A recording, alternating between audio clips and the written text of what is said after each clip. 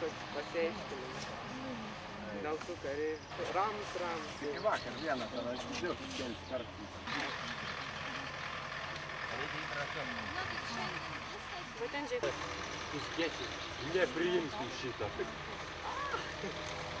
Here is a cemetery of First World War German soldiers. And we know that here are buried about 800 soldiers, and now we have excavated 100 bodies.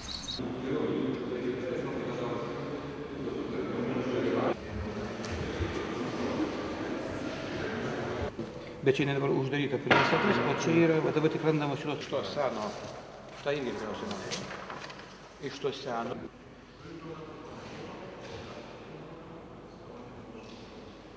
Tiesiog bakrocefalija.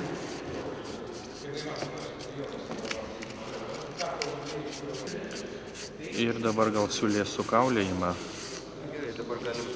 We have not much objective data about health status of these individuals that were taken into the army at that time, on their dental status, on general health status, on other diseases and rules of recruitment. Juosmuo, kažkolis krūtinė. Kairėje pusėje 14.